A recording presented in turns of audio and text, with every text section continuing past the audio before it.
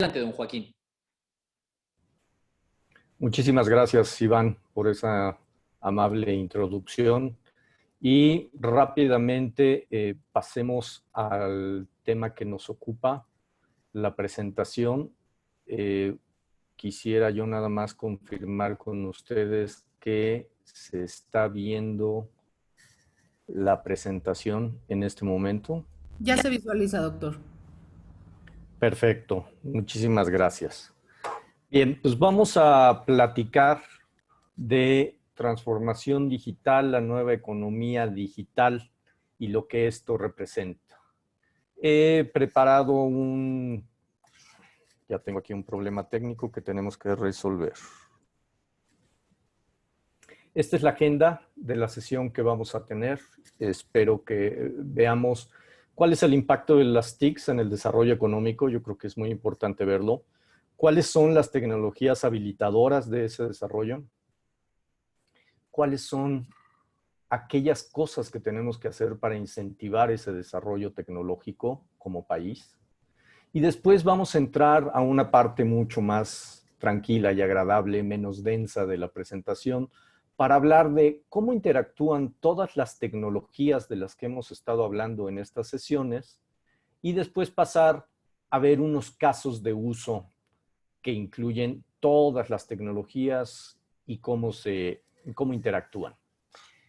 Bien, para empezar vamos a hablar de el desarrollo económico. Como podrán ver en la gráfica de la derecha, tenemos un gráfico que nos muestra en el eje horizontal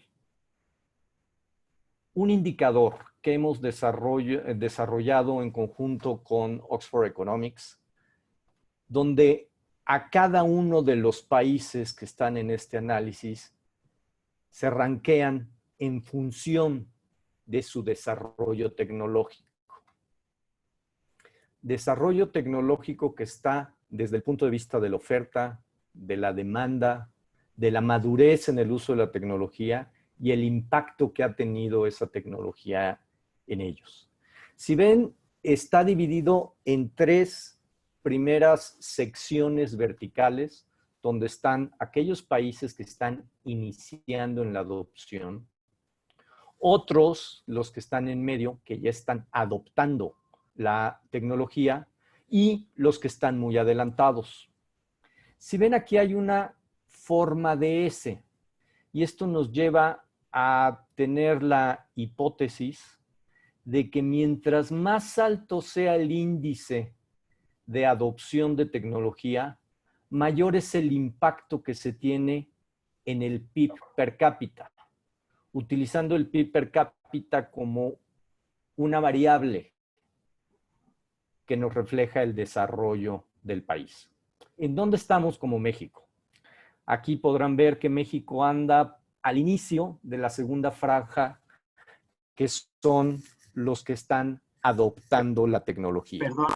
Perdón que interrumpa, Joaquín, no se ve la presentación. No está corriendo. Ah, caray.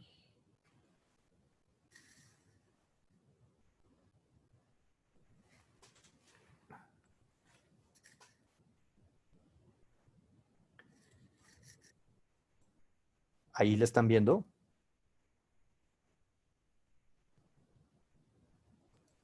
La vemos, pero no en modo presentación. O sea, vemos el PowerPoint. Ah, ya entendí tu... Es la otra pantalla. comentario. Sí. Entonces creo que voy a tener que hacer otro movimiento. Perdón por este...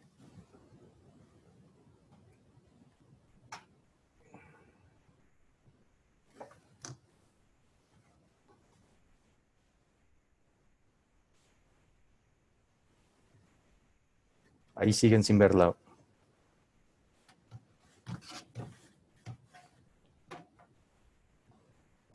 ¿Le están viendo? No, ¿verdad? Vemos la agenda, el slide que dice agenda, y no está en modo presentación.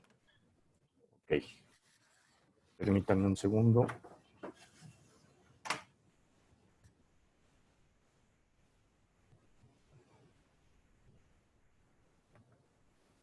Ahí ya lo estamos en modo presentación. Ya está bien. Ok. Adelante. Perdón, tuve que hacer cambios. Entonces, bueno, entiendo que sí se vio lo que estaba comentando, no de la mejor manera visual, pero el mensaje espero que haya sido captado. ¿Cómo está el desarrollo de México? Estamos en un nivel de inicio dentro de los que están adoptando la tecnología. Los países más desarrollados, los sospechosos de toda la vida, están del lado derecho ya como frontrunners. Quiere decir que ahí tenemos una oportunidad que si aceleramos nuestro desarrollo tecnológico, vamos a tener un impacto directo en el desarrollo económico del país. ¿Por qué y para qué? Hablamos de las tecnologías y la tecnología de información y las comunicaciones, pero se está desarrollando una nueva economía digital. Y ese es el mensaje importante que debemos de tener en mente ahorita. Es no nada más el impacto que está teniendo para desarrollar la economía como la conocemos, para ponerlo de una manera sencilla, sino se está generando un nuevo nivel de economía digital arriba de la propia economía que tenemos ahorita. Un ejemplo clarísimo de esto es servicios como Netflix, servicios de mensajería basados en tecnología. Eso es todo un componente de economía digital que se está desarrollando en todo el mundo. ¿Qué es importante? Se estima que para el año 2025, que para efectos de desarrollo de un país es mañana, esa economía digital va a valer 23,000 millones de dólares. Esos 23 billones de dólares en español. 23 billones de dólares. ¿Qué parte es importante de esto? Cuando hablamos de tecnología, hemos platicado mucho con ustedes desde la primera sesión de redes de comunicaciones, de qué significa un 4G, un 5G, una fibra óptica, y todo ese es el ecosistema base para el desarrollo tecnológico de TICS, sin duda es esencial. Pero hay otras tecnologías que se tienen que ir desarrollando para permitir que toda esta economía digital realmente surja y se dispare. ¿Qué tecnologías son esas? Centros de datos, servicios en cloud, explotación de Big Data, Internet de las cosas, IoT, e inteligencia artificial. Y vamos a platicar un poco más acerca de estas. Mensaje muy importante que me gustaría que se quedaran es: la tecnología nos está dando acceso a una economía digital que va a valer 23 billones de dólares y México debe de tener una parte de esa nueva economía. Ahora, este desarrollo no es privativo de un sector o de una vertical en específico. Absolutamente todas las verticales se van a ver beneficiadas o impactadas por este esquema de economía digital. Desde manufactura, y manufactura a nivel mundial se espera que alcance 6.4 mil millones de dólares, como mediante la incorporación de tecnologías de cloud, big data, Internet de las cosas, inteligencia artificial y robótica. Eso le va a permitir a esa industria acelerar su desarrollo. En el sector de servicios, el impacto va a ser también muy alto y ya lo estamos viendo ahora con los fintechs. En México se están desarrollando muchos fintechs que no hacen otra cosa más que explotar todas las capacidades que nos brinda la tecnología TIC para crear nuevos esquemas de servicios financieros. Y también ejemplifico el gobierno. En general, hablando de gobierno como administración pública. Y esto nos está permitiendo generar economías a la hora de gestionar la operación del propio gobierno, pero también está teniendo un efecto, déjenme utilizar la palabra y espero sea clara, multiplicador, ya que si el gobierno empieza a desarrollar soluciones basadas en tecnología, están provocando que toda la ciudadanía y empresas empiece a tecnificar su propia operación y empiece a desarrollar este cambio de transformación digital. Entonces, el gobierno tiene un efecto multiplicador muy importante a la hora de adoptar la tecnología en sus propios procesos. Vamos a platicar un poco de cómo está México en este comparativo mundial. México está rankeado en un total de 79 países, que es lo que nos lleva a este estudio, en el lugar 51. Si lo comparamos con otros países de la región, como Brasil, Argentina y Chile, pues nos están llevando cierta ventaja. Aquí podemos ver el score de cada uno de los países. El más avanzado es Chile, con 52 de 120 puntos totales, y nosotros estamos en un nivel de 43. Pero como vimos en la gráfica, realmente todos estos países nos encontramos en el mismo nivel de desarrollo, en el mismo nivel dentro de ese gráfico. La oportunidad que tenemos como región es importante. Esto lo voy a pasar rápidamente, decir cómo estamos en cada una de las tecnologías. Broadband, que es las redes de comunicaciones. Ahí tenemos una oportunidad muy importante de poder, permítanme un segundo, por favor.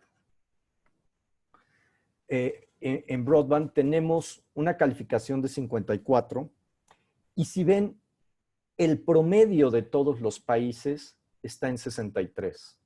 Ese es un punto que tenemos que prestar particular atención como país, porque es la tecnología fundamental para el desarrollo de las demás. En el resto de las tecnologías estamos más cerca del promedio del resto del mundo, pero tenemos que irnos acelerando. Esto es importante ver en estas 4 tecnologías. Y lo vemos aquí desde la parte de oferta, que tenemos un ranking de 31 contra un average de 41 a nivel mundial. Demanda, experiencia y potencial en el uso. Pues si vemos, tenemos camino por avanzar como México en cada uno de los indicadores. Me detengo aquí en la oferta. Si ven, el primer parámetro que tengo aquí es el marco legislativo para las tecnologías de comunicaciones e informática. Tenemos aquí una amplia oportunidad. Quiere decir que nuestro marco normativo no está al nivel que se necesita para acelerar el desarrollo. Segundo, el número de conexiones que tenemos en redes 4G. Tenemos una penetración muy baja. A ver, creo que exageré con el muy baja. No tenemos una penetración muy alta. Las economías más desarrolladas están arriba del 100% de la población en penetración. Nosotros no estamos ahí. Somos deficitarios en la inversión que hacemos en tecnologías de información. Y así podemos ver en cada una de estas. No me voy a detener mucho en ellas, pero los invito a que le echen un ojo a todo este reporte, particularmente a México, en la página de Global Connectivity Index, gci.huawei.com. Ahí van a encontrar este estudio a detalle. Si lo vemos del lado de demanda, estamos abajo en muchas de estas. Ustedes son estudiantes de Derecho. Eso implica que en pocos años, en poco tiempo, o espero que en muy poco tiempo, puedan estar trabajando en políticas públicas que nos ayuden a mejorar nuestra situación como país en cada uno de estos indicadores. Vamos a hablar ahora de las tecnologías habilitadoras, pero ¿cómo está México en particular?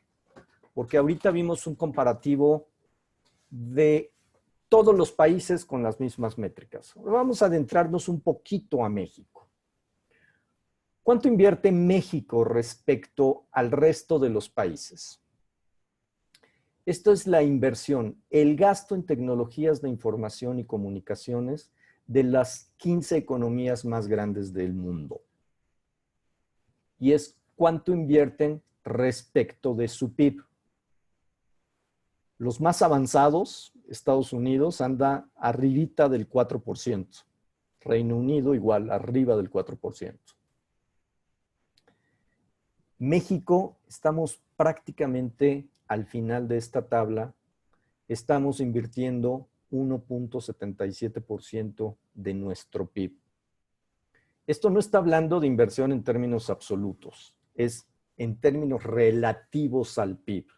Si lo llevamos a términos absolutos, pues es muchísimo más lo que invierte un país como Estados Unidos y Reino Unido, nada más por el tamaño de su economía. Si nosotros queremos alcanzar ese desarrollo, tenemos la obligación de aumentar nuestro nivel de inversión respecto del PIB. Realmente nosotros deberíamos de estar cercano al 4% para empezar a cerrar la brecha que tenemos respecto a otros países. Pero una cosa es cuánto invertimos y otra muy importante es en qué se invierte en el país. Este es un gráfico muy interesante que nos muestra es del 100% de gasto que hacen estas economías, Corea del Sur, China, Estados Unidos, Alemania, ustedes pueden seguir la lista, es cuánto de eso lo están destinando a nuevas tecnologías, a las tecnologías habilitadoras de esta economía digital que les platiqué en el primer slide. Si vemos Corea del Sur, es más de la mitad de todo el gasto que tienen en TIC, lo están haciendo en broadband, o comunicaciones, data center, cloud, big data, IoT e inteligencia artificial. ¿Qué característica tiene Corea del Sur? Pues ha tenido un desarrollo muy importante basado en tecnología en los últimos 40 años. China se ha transformado en los últimos 30 años también basado en tecnología. Es resultado de estar enfocando a estas nuevas tecnologías. Estados Unidos tiene un desarrollo y es un líder mundial. Alemania, que se caracteriza por tener un desarrollo innovativo o de innovación muy importante. ¿Cuánto gasta México? Bueno, del total que estamos gastando, estamos destinando únicamente el 13% a estas tecnologías que son las que nos van a permitir este desarrollo acelerado de una economía digital. Juntando estas dos ideas del slide anterior y esto, ¿qué decimos? Bueno, México no es el país que más invierte. De hecho, estamos invirtiendo menos de lo que invierten las grandes potencias dentro de los 15 países como porcentaje del PIB. Pero más preocupante es que estamos invirtiendo no en las tecnologías nuevas que nos van a permitir innovar, sino en tecnologías tradicionales. Ahí tenemos que hacer un cambio. ¿Por qué? Aquí empiezo a poner todas las tecnologías de las que les he hablado y de las que les hemos platicado en las diferentes charlas que hemos tenido con ustedes, para verlo como un rompecabezas. Oye, si no tengo banda ancha, si no tengo una red de comunicaciones decente, si no tengo una infraestructura de centros de datos, pues mi posibilidad de desarrollar cómputo en la nube no es tan alta. Voy a depender de que proveedores extranjeros y en otros lados me den el servicio de cómputo, no lo voy a desarrollar. Y si no tengo una capa de cómputo en la nube sustentada en centros de datos y comunicaciones, no puedo desarrollar tanto el Big Data, el Internet de las Cosas y la inteligencia artificial. Si ven, todo está interconectado o interrelacionado, y hay un punto que es muy importante, que lo pongo a la derecha en este gráfico, que cubre absolutamente todas las tecnologías, que es la ciberseguridad. Ciberseguridad, les hemos platicado de ella, les hemos platicado de cómputo en la nube, les hemos platicado de banda ancha en las diferentes sesiones, y así es como se vería el pastel de todas ellas. Voy a seguir y voy a regresar a esta idea de cómo trabajan todas las tecnologías. Ahora vamos a ver cómo podemos incentivar el desarrollo. Y aquí tenemos algunas propuestas. Y repito, ojalá muchos de ustedes en poco tiempo estén pensando y trabajando e impactando las políticas públicas para mejorar banda ancha, por ejemplo. Banda ancha, que es el canal de acceso a herramientas digitales y un acelerador de innovación. Oigan, como estrategia, pues aumentemos la cobertura de 4G y de fibra. FTTX significa fibra a cualquier lugar, a todos los ciudadanos, a todos los agentes económicos. Vamos a incentivar el uso de Internet. Vamos a definir velocidades mínimas. México carece de una política clara que defina cuál es un servicio de Internet al cual deben de tener acceso todos los ciudadanos y por qué. Pues porque tenemos una complejidad orográfica y económica, pero pues podríamos hacerlo por zonas con objetivos a corto y mediano plazo, donde le podamos dar a zonas de alta densidad poblacional o de desarrollo industrial un servicio de 50 megabits por segundo, entendiendo que habrá zonas de baja densidad poblacional y empezar a garantizarles un servicio de 5 megabits puede ser un muy buen inicio para toda esta parte. Hay que desarrollar una política pública, un plan de banda ancha. Hay que trabajar en la estandarización de reglamentos para el despliegue de infraestructura. Esto es algo de lo que les habló Carlos Solomon en la primera reunión que tuvimos con ustedes, y yo estoy seguro que todos se acuerdan de ello. Cómo facilitar el despliegue de la infraestructura e incentivar el uso de aplicaciones en el sector público e industrias. ¿Qué impacto va a tener esto? Incremento en la cobertura, incluyendo zonas marginadas y remotas.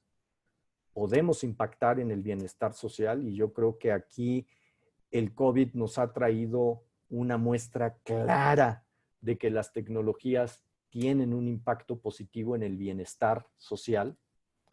Vamos a fomentar nuevos negocios y vamos a lograr una inclusión digital y impactar en una inclusión financiera.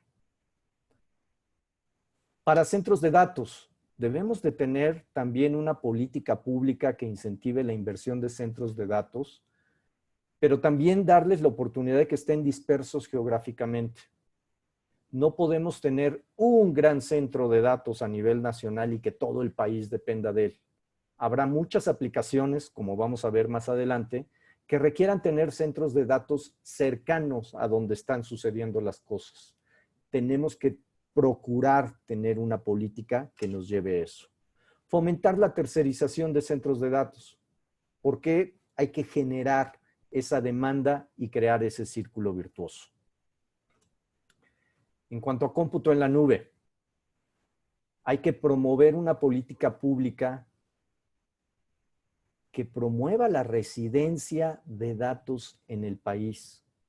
hay muchos datos que no son relevantes, pero hay muchos otros que se pueden convertir en muy relevantes y es importante que tengamos soberanía sobre ellos y que haya nubes que den servicio a nivel local y mantengan la información a nivel local. Y local me refiero país, porque ahorita hay mucha dependencia de proveedores de nube que no tienen infraestructura en el país. Entonces estamos entregando muy buena parte de nuestra capital, que es información, a estas partes. Una política de datos abiertas, creo que tenemos que avanzar en ella. Es un tema que lo dejo sobre la mesa sin ahondar mucho sobre ello. Ojalá ustedes tengan oportunidad de desarrollar sobre el punto. Y promover el desarrollo de herramientas con especialización por verticales. ¿Qué significa esto? Cuando hablamos de cómputo en la nube, todo se puede en la nube, pero ¿cómo incentivar el desarrollo regional o por verticales mediante el uso de tecnología? Si tenemos una aplicación de nube para un sector agrícola y la promovemos cerca de regiones agrícolas, pues vamos a poder desarrollar soluciones verticales mucho más sólidas y aumentar el desarrollo de ellas y hacer un círculo virtuoso. Creo que todo esto es cuestión de que se empiecen a utilizar y de ahí ir avanzando.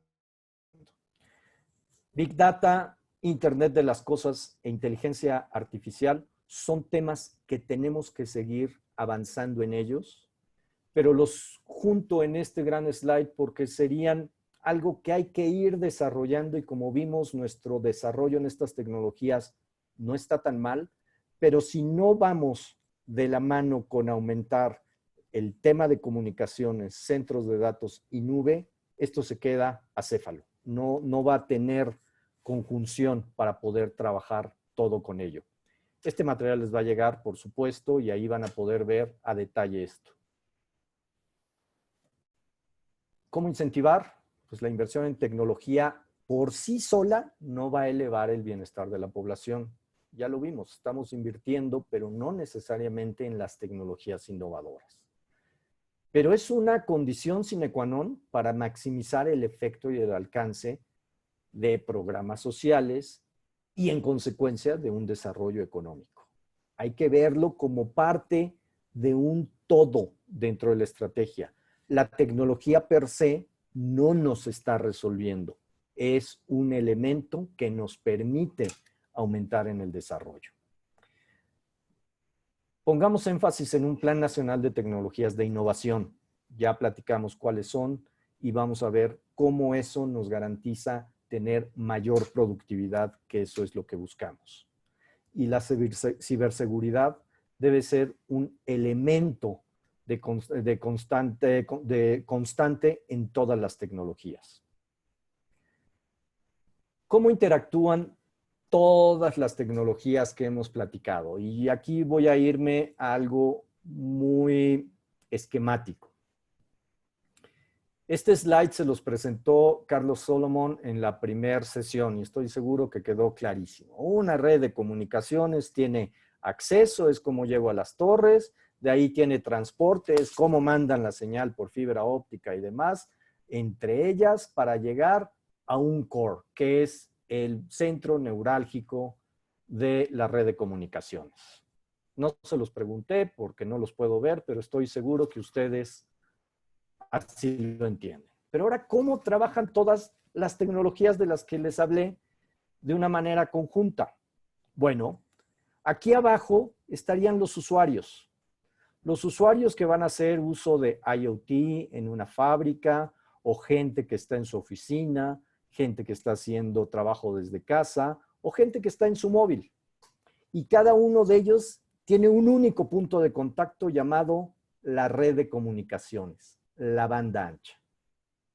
Y cada uno de ellos va a querer acceder a diferentes servicios. Habrá quien se quiera comunicar en una oficina, oír música, buscar algo en internet, llamar a un servicio de taxi o pagar un servicio a una tienda con lo que tenemos con Banco de México. Bueno, para lograr eso, ¿qué hacen? Tienen una computadora, dependen de una red de comunicaciones, se tienen que llegar a un centro de datos. Ese centro de datos es donde reside una nube. La nube al final del día es una computadora y almacenamiento y memoria que reside en un centro de datos. Y dentro de esa nube están los diferentes servicios que yo estoy utilizando. Y estos servicios son los que explotan Big Data e inteligencia artificial.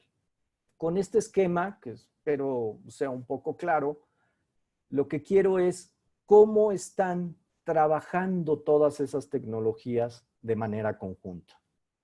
Ahora, pensemos, ¿qué pasa cuando pido un servicio de taxi con un Uber? Y aquí lo pongo en rojo, ¿por qué? Porque este servicio de Uber se tiene que comunicar exactamente igual a una red de comunicaciones que lo lleve al mismo centro de datos, que lo lleve a la misma nube, ahí lleva la información y ya puede llegar con el usuario acá. O sea, todas estas tecnologías están trabajando de forma conjunta. No podemos pensar en el desarrollo económico o de economía digital por tener una red de comunicaciones o por desarrollar una nube o por tener un centro de datos. Si no logramos el desarrollo conjunto de todas esas tecnologías, no podemos obtener el beneficio que nos da estos servicios. Y al final lo que buscamos es que se desarrollen esos nuevos servicios que son los que dan bienestar y desarrollo económico. No es la tecnología, son los servicios que están dando el beneficio y el desarrollo económico. Bien, vamos a ir a casos de uso. Ya fue demasiado rollo de desarrollo de políticas públicas, de cómo estamos respecto a otros países. Y para esto, permítanme empezar con este video.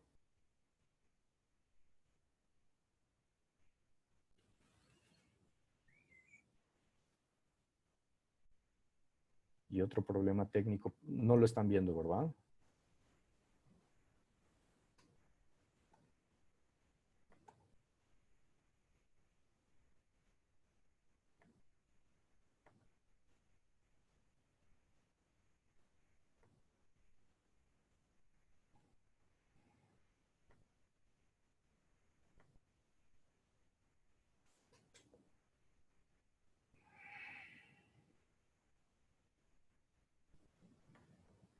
No puede ser esto.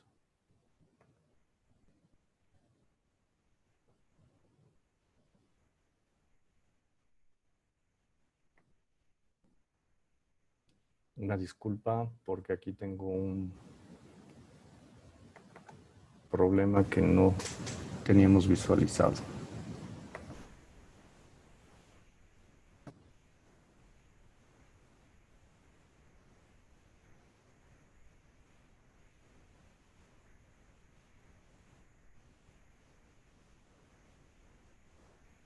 ¿Por qué no funciona?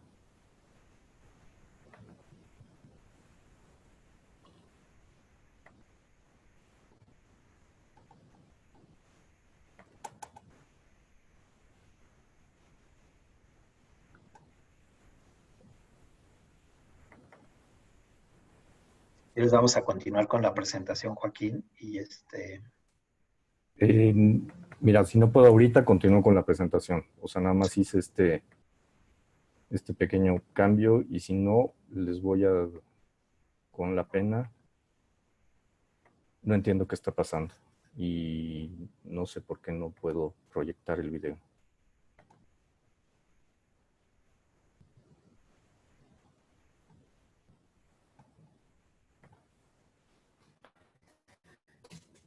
Bien, pues no tuve oportunidad de mostrarles un video donde tenía varios casos de uso de lo que viene con la nueva tecnología. Sigo con la presentación y este también me lo robé de lo que les platicó Carlos Solomon en la primera reunión, donde existen diferentes tecnologías, 4G y 5G, y cada una de ellas va a convivir y cada una de ellas va a tener un caso de uso específico. Vamos a ver en cuáles. Aquí, otra vez no lo puedo ver. No entiendo. Es que si no les puedo pasar los videos.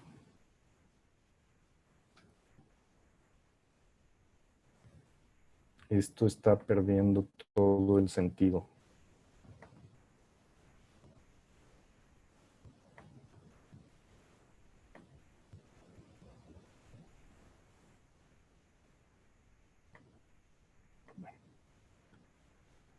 Les iba a mostrar aquí un video que tal vez lo hayan visto y ahorita voy a cambiar la manera de hacerlo y les voy a presentar videos al final.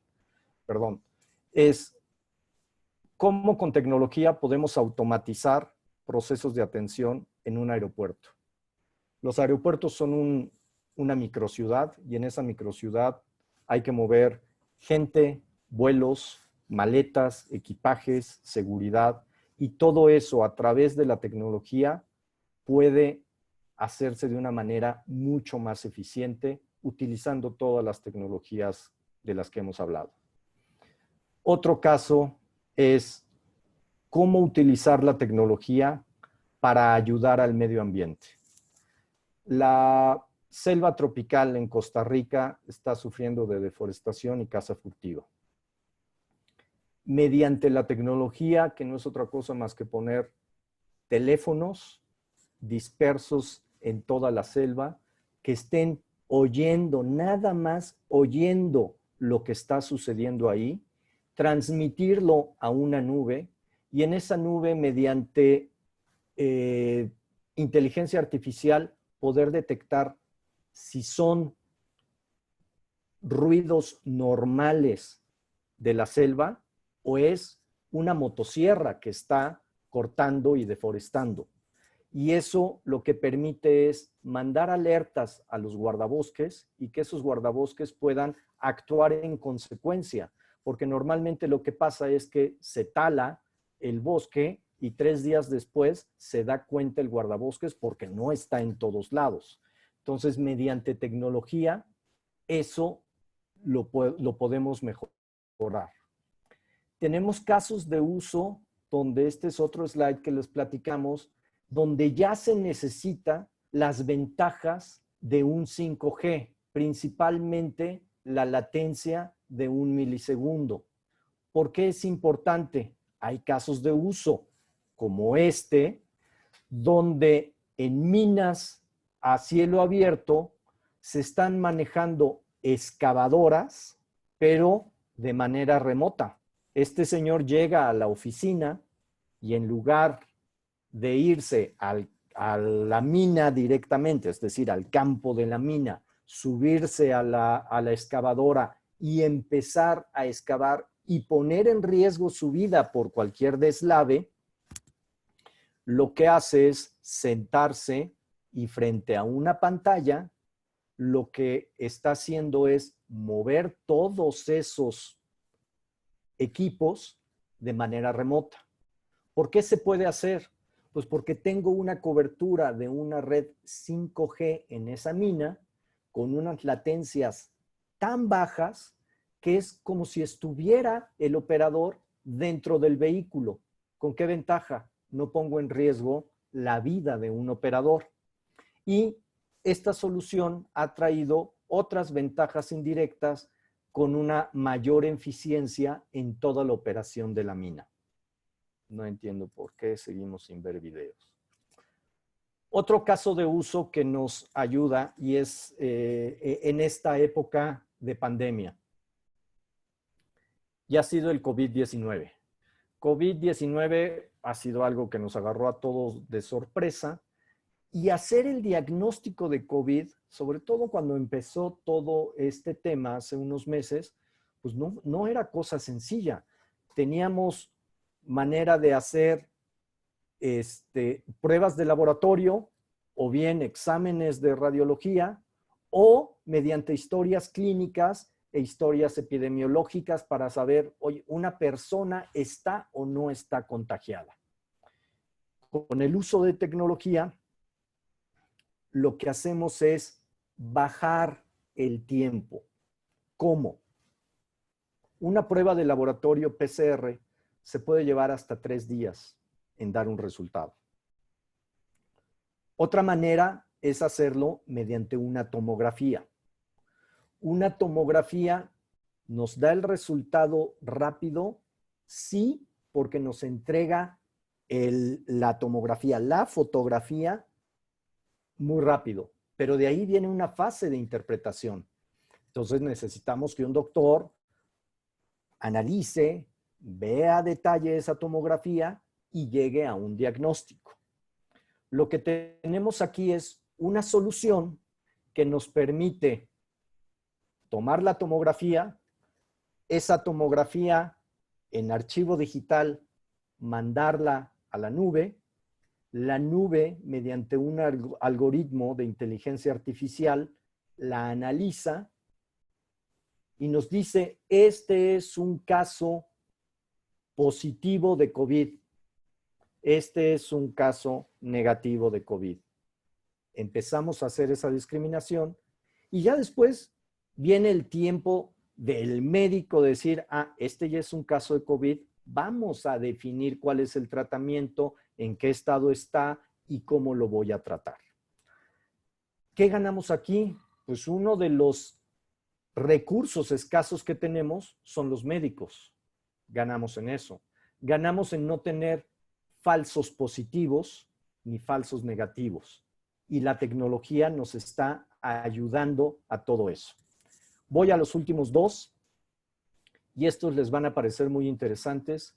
Juicios virtuales son una realidad en China y existe una corte llamada Beijing Internet Court que está hecha para todos los casos relativos a problemas de tecnología, que es basada 100% en Internet. Se pueden presentar los casos, hacer audiencias, entregar evidencias, todo se hace de manera virtual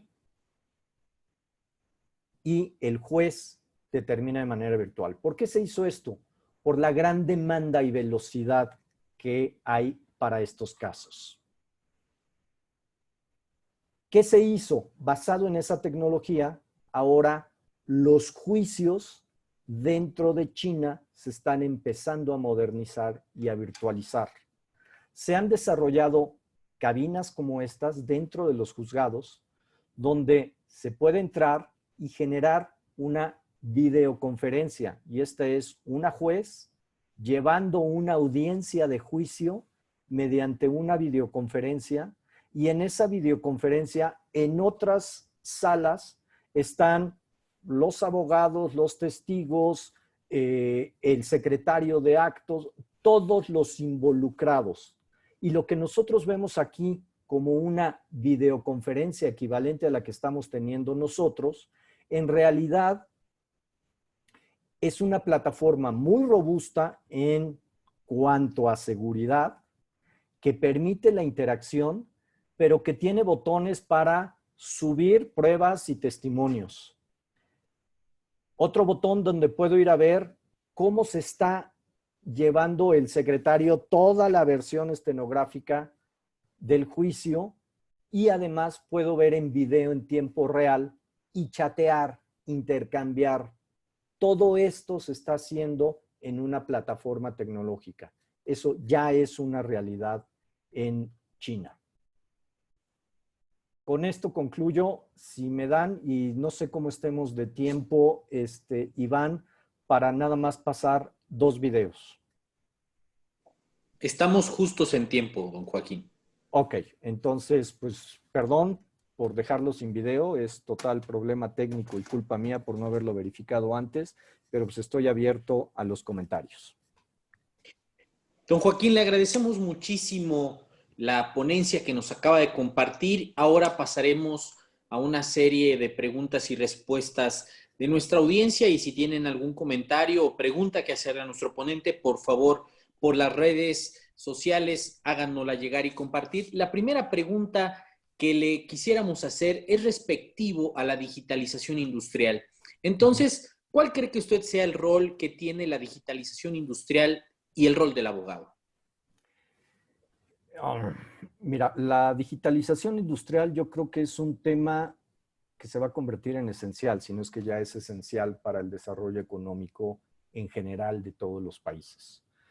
Estamos viendo avances de procesos de manufactura que cada vez son más dependientes de la tecnología. Y eso nos puede, tenemos que estar ahí en todos nuestros procesos de manufactura, en todas las industrias, para no perder competitividad. Y esa competitividad se logra con mayor eficiencia y la tecnología está siendo un habilitador de esa eficiencia. Hay muchos temas que todavía están por desarrollarse y discutirse y asegurar en este desarrollo. Y creo que ahí el rol de los abogados es importante. En cuanto a cuestiones de propiedad intelectual, son fundamentales. Cuestiones de desarrollo de nuevas tecnologías que van a requerir procesos de patentes que vamos a estar desarrollando. Y por otro lado, el uso de tecnologías de terceros que también vamos a tener que ser muy cuidadosos en respetar los derechos de autor de terceros. O sea, yo creo que ahí hay un ámbito muy importante que va a explotar de una manera grande en corto plazo. Nos hacen otra pregunta, don Joaquín, y está relacionada sobre una duda. Y nos interrogan, en lo tocante a la salud, varios países han prohibido el uso del 5G, pero específicamente en el tema de salud. ¿Cuál es su opinión? Yo creo que 5G se está satanizando más de la cuenta. Y déjenme ponerles o comentarles. 5G es una nueva tecnología, sí, pero está haciendo uso de las tecnologías a las que ya estamos siendo expuestos ahorita. ¿Y a qué me refiero? Ahorita todos usamos un teléfono celular, tal vez en 4G, en 5G, en 4.5G. Estos son radios que utilizan frecuencias y ciertos espectros. Muchos de esos espectros que ahorita se utilizan para este tipo de servicios o algún otro tipo de servicios ya existentes, se están reordenando y van a poder ser utilizados para 5G. Entonces, realmente no vamos a tener una exposición mayor a la que tenemos ahorita. Simplemente en ese mismo carril llamado espectro que antes se utilizaba para un servicio X, ahora voy a meter una tecnología llamada 5G que me va a permitir habilitar nuevos servicios. Hay ciertas bandas, sobre todo en espectro alto, que ahorita no están siendo muy explotadas, que pueden ser nuevas. Pero esas tampoco van a ser de uso tan general. Esas van a ser de uso más específico, como el ejemplo que les decía de la mina. Ahí es donde voy a necesitar ese tipo. Voy a entrar a un pequeño tecnicismo, es mientras más alta la frecuencia, y creo que Carlos también se los dijo, pues el alcance que tiene es mucho menor. Entonces, si tengo una frecuencia muy alta, pues no puedo tener una cobertura a nivel ciudad. Pero si tengo una frecuencia baja, puedo tener una cobertura muy amplia. Por ejemplo, si se acuerdan, hace unos años en México se hizo el proyecto de televisión digital terrestre. Esa televisión digital terrestre lo que hizo fue mover a las televisoras que utilizaban una cierta banda, la banda de 700, se las quitaron, pero les dieron otras bandas y ahora transmiten en esas otras bandas. Esta banda de 700 que se liberó, ¿para qué se utiliza ahora?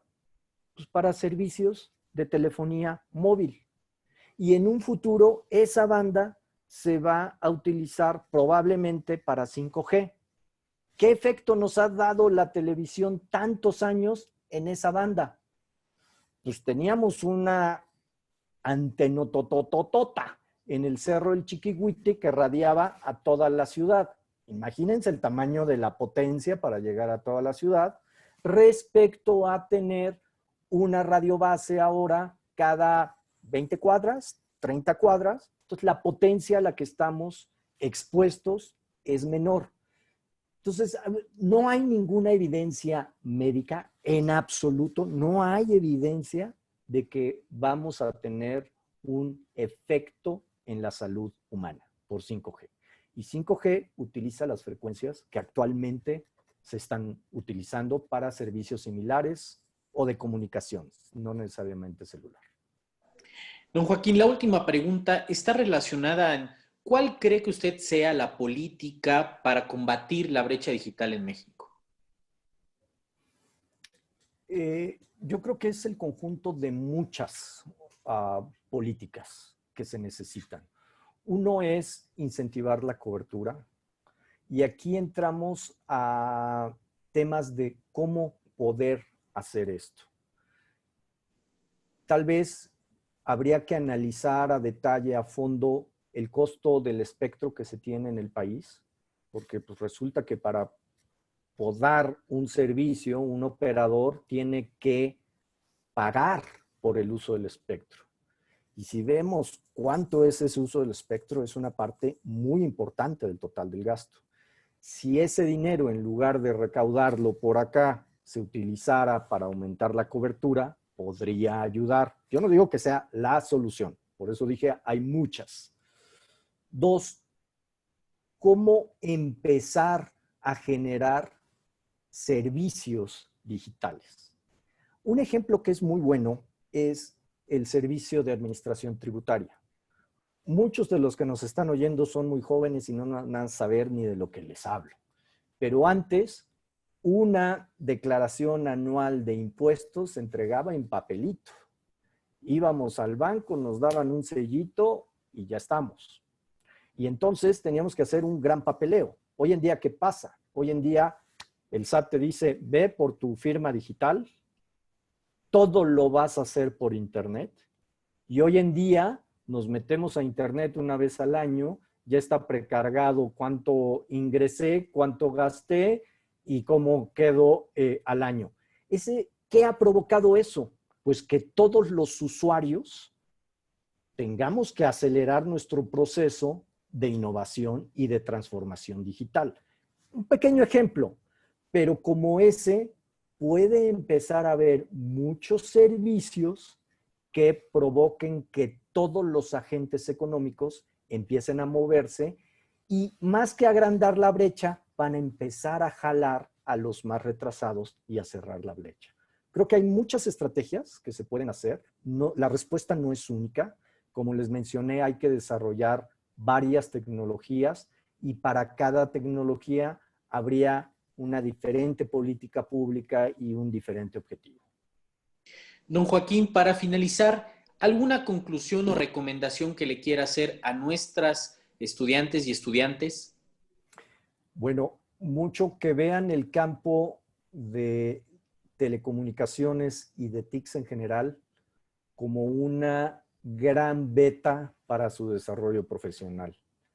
Es un campo que parece que es de nada más gente que sabe tecnología, pero la realidad es que hay mucho campo para gente con formación en cuestiones legales.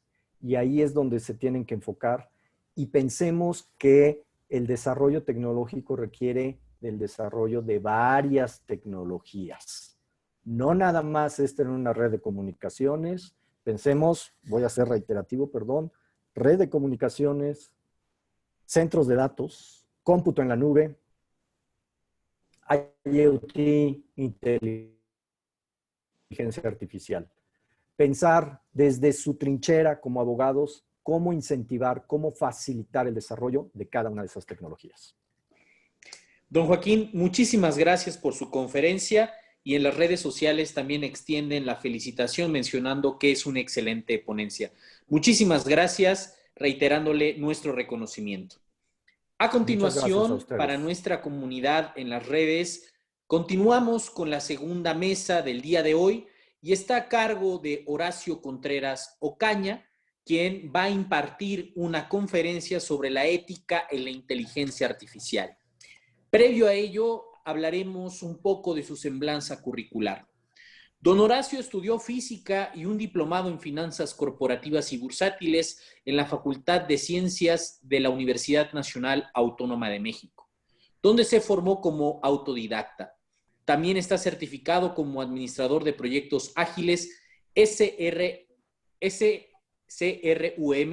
Es reconocido como experto en tecnologías de la información y telecomunicaciones, con más de 10 años de experiencia en diseño de arquitecturas ICT y soluciones de cloud.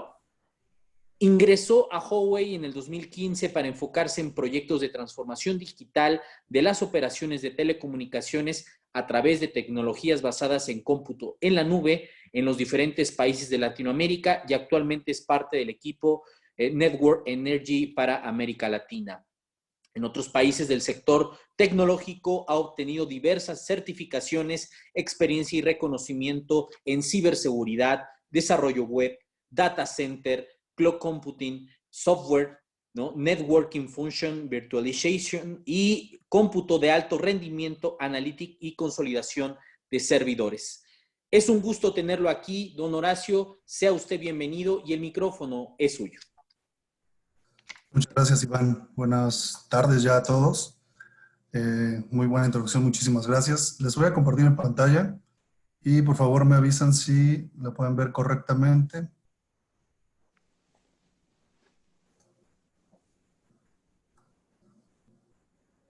Se ve la pantalla. Ok, ¿la ven en pantalla completa? Sí. Bueno, ok, muchas gracias. Si quieren, comenzamos para no tomar demasiado tiempo de la audiencia.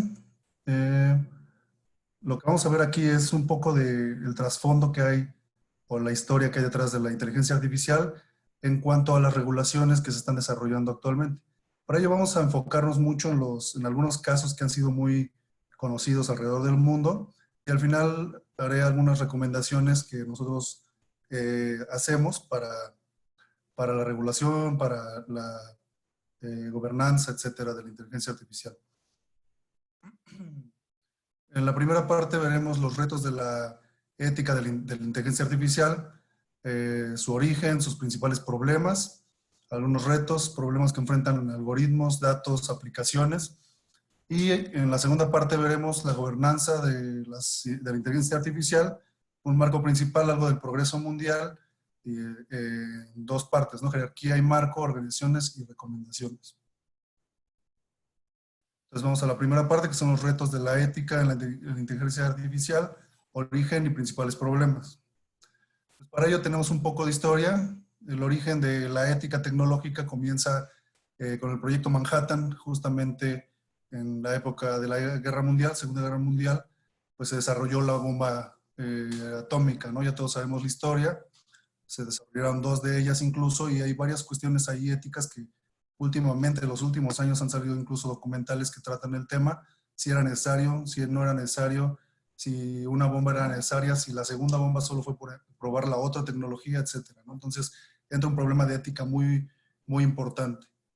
También hay, en cuanto a la ética ecológica y ambiental, pues ha habido algunos hechos, contaminación del aire en Pensilvania, un derrame de petróleo en Santa Bárbara, y hay un libro que trata el tema con Primavera Silenciosa. Formulación de reglamentos, planes de acción medioambientales de la Unión Europea y la Ley de Política Medioambiental Nacional de Estados Unidos. Entonces, como vemos muchas veces, la regulación aparece tras diferentes problemas que se van presentando con las nuevas tecnologías. En biotecnología justamente tenemos desencadenadores como las controversias sobre organismos modificados, aquí vienen las siglas en español, o modificados genéticamente, se recuerdan por ahí ya hace bastantes años la oveja Dolly y bebés modificados genéticamente.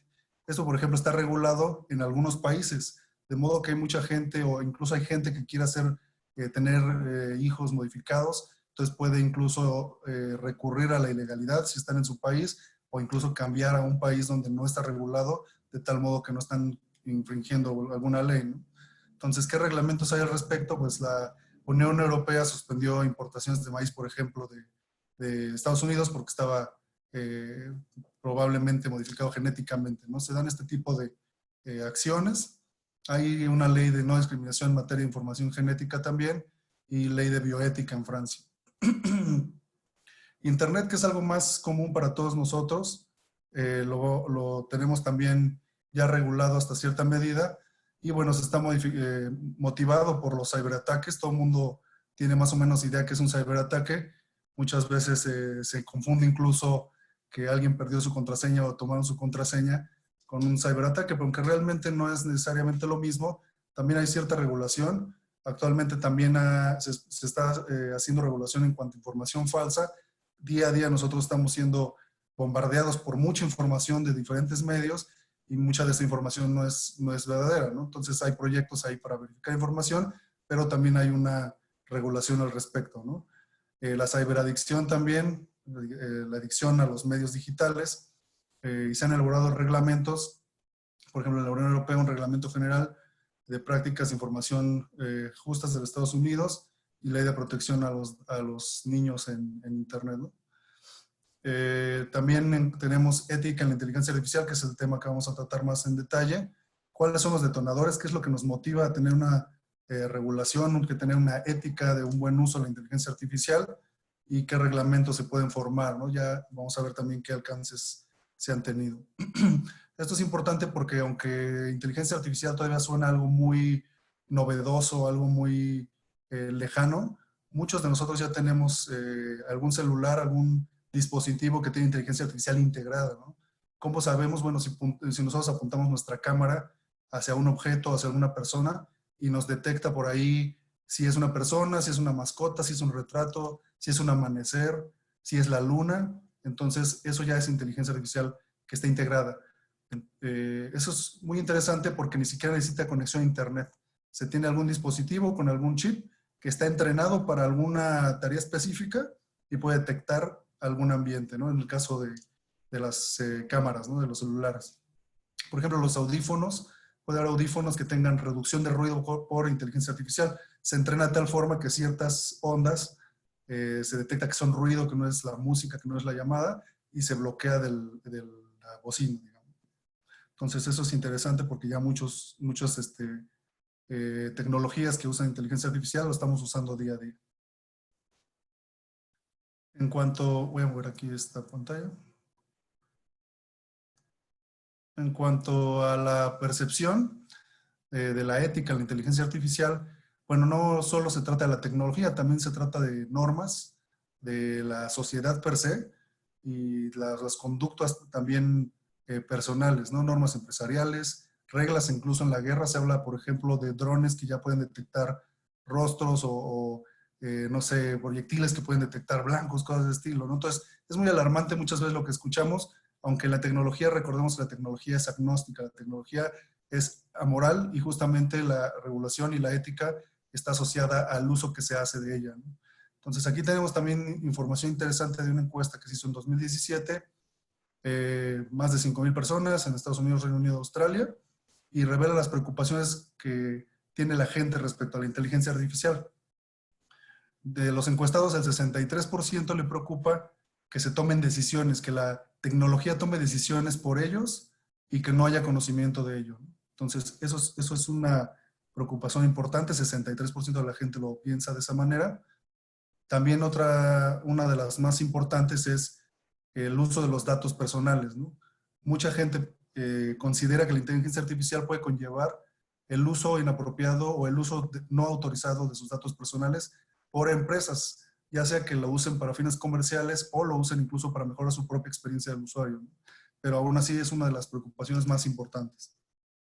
En cuanto a los gobiernos, también la mayoría de la gente, más del 59%, opina que debería de haber ya políticas, regulaciones y leyes que permitan hacer un uso adecuado de la inteligencia artificial. Entonces son datos muy relevantes porque involucra decisiones, la autonomía, el libre albedrío también muchas veces de las personas, involucra los datos personales, que es un tema pues muy recurrente día a día, y la regulación per se. Entonces, más adelante probablemente mencionemos cómo nosotros podemos estar más tranquilos, cómo nosotros podemos tener más certeza de cómo se está usando nuestra información o qué decisiones toma algún software o algún dispositivo, y al final veremos algo de las regulaciones. ¿Qué cuestiones éticas involucran? Aquí son varias capas. La inteligencia artificial, ¿qué es? Bueno, si vamos a la definición de inteligencia, va a ser la toma de decisiones autónoma, la creatividad, se habla también de solución de problemas, hay varias cuestiones, ¿no? En cuanto a la inteligencia artificial, pues tenemos varias capas. Una de ellas es la informática. Vamos a ver asuntos relacionados con la seguridad, la fiabilidad y la robustez, evaluación de los riesgos derivados del uso indebido de la tecnología, algoritmos. Los algoritmos van a ser las reglas que nos van a permitir tomar una acción dependiendo de una u otra causa, digamos, de alguna acción. Puede haber una reacción derivada de las características iniciales. Hablamos de, por ejemplo, las cámaras. Si yo detecto un patrón en el cual veo formas geométricas con ciertos colores, pues yo puedo decidir que es un paisaje de tales características y ajusto los colores, el enfoque, cosas de ese estilo. Entonces, ¿cómo es que funcionan esos algoritmos?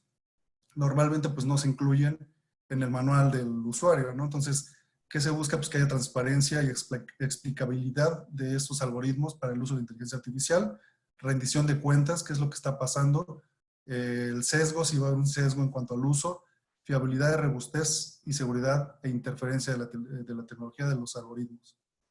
En cuanto a datos, lo mencionábamos también, que es un tema muy conocido por todos nosotros, sobre todo si usamos redes sociales, si usamos aplicaciones en el celular. Todos sabemos que nuestros datos pueden ser accedidos por aplicaciones, por software, por páginas, por redes sociales, etcétera, ¿no? Entonces, ¿qué regulaciones o qué cuestiones éticas vienen con inteligencia artificial en el uso de datos? Pues si se recopilan los datos, si hay protección a la privacidad, si se van a poder acceder o si va a estar en riesgo esta información. ¿Quién va a ser el dueño de los datos? Eso es muy interesante también. Cuando una vez una empresa tiene los datos, nuestras fotos, nuestros videos, nuestros chats, etcétera, ¿quién es el dueño de esa información, ¿no? Calidad de los datos, el uso de los datos también es muy importante, sobre todo para inteligencias que estén disponibles libremente en la red. Vamos a ver un ejemplo más adelante. En cuanto a aplicativos, pues también tiene que revisarse el uso de la tecnología, el abuso de la tecnología, la difusión de la información falsa, que es algún tema muy conocido para todos nosotros también, la división del trabajo entre la supervisión humana, la supervisión de la máquina, el ser humano, y el desempleo tecnológico, que eso actualmente pensamos que es lo de hoy, que la tecnología está avanzando muy rápido y entonces por eso se van a perder puestos de trabajo, aunque eso es un asunto inherente a la tecnología. Cada que hay una nueva tecnología, pues algunos puestos de trabajo se pueden perder, pero algo que no se dice muchas veces es que se generan muchos más puestos de trabajo a veces, ¿no? Dependiendo del tipo de tecnología. En cuanto a las verticales, aquí tenemos en explicación horizontal, lo anterior era respecto a la tecnología, y vamos a ver en cuanto a la utilización, pues va a estar el ámbito de finanzas, qué errores puede haber si se utiliza una inteligencia artificial y reacciona de una manera inapropiada. Hablábamos de que la inteligencia artificial va a revisar patrones, así como nosotros reconocemos una cara o reconocemos un alimento por la forma, por los colores, porque ya tenemos algún aprendizaje previo.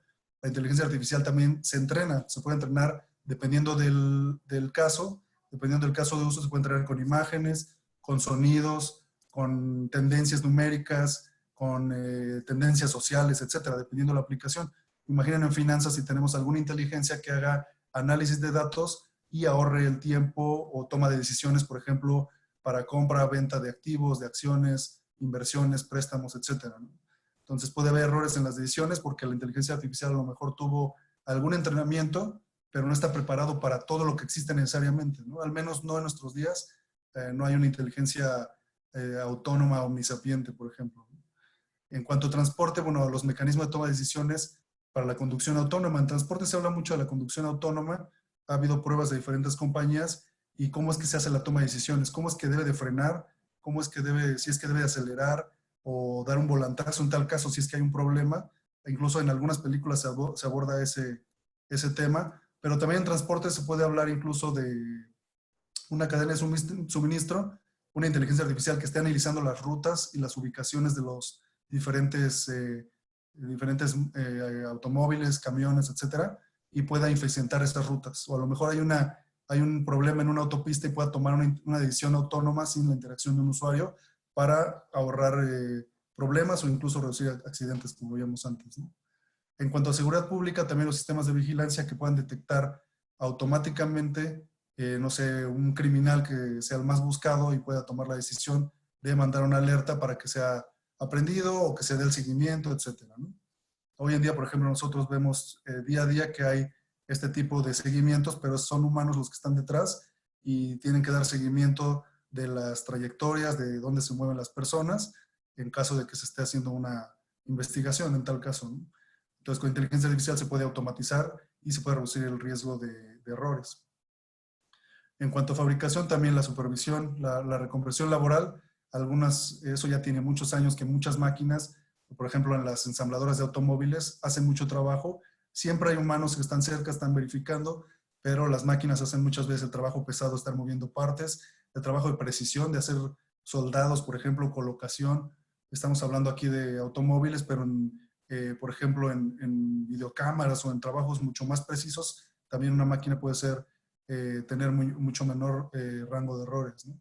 Ejemplo también, no sé si ustedes recuerden, cuando a principios del siglo pasado se empezaron a usar los transistores, se usaban mucho, las mujeres eran las estrellas, ¿no? Porque tenían mucho más tacto, eran más delicadas para ensamblar estos transistores y aún así había muchas pérdidas de material porque era una tecnología muy frágil, digamos, ¿no?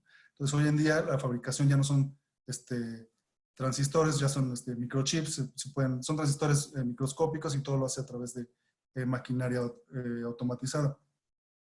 Servicios también, bueno, pues los usuarios pueden identificar si un proveedor, hay un tema, digamos, moral, ético.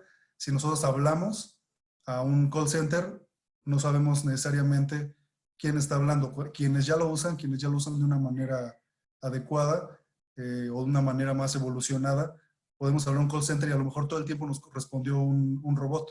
Y eso es mucho más común en los chatbots, desde el nombre, ¿no? Nosotros tenemos una duda, vamos a nuestro proveedor de internet o nuestro proveedor de, no sé, telefonía y vemos el chat y lo vemos cada vez más frecuente. Esos chats, la mayoría de las veces ya son respuestas automáticas, pero con inteligencia artificial lo que se puede hacer es que se puede entrenar. Ponemos un chatbot, algo automatizado en el frente, y ponemos una persona que sea la que esté en espera de alguna pregunta que no pueda responder la inteligencia artificial. En ese caso se pasa la pregunta a la persona y se responde, de tal modo que el usuario nunca perdió un buen servicio, digamos, y el chatbot, la inteligencia artificial, aprendió cuál fue la respuesta que estaba esperando el usuario. Y en cuanto a salud, también hay algo de debate, si se puede confiar o no a la inteligencia artificial, por ejemplo, para hacer diagnósticos. Ya mencionaba algo Joaquín, por ejemplo, en el caso del COVID, que se puede hacer un análisis automatizado de las tomografías y nos puede dar un diagnóstico mucho más rápido, que nos ahorra tiempo, nos ahorra recursos médicos y puede salvar vidas, ¿no?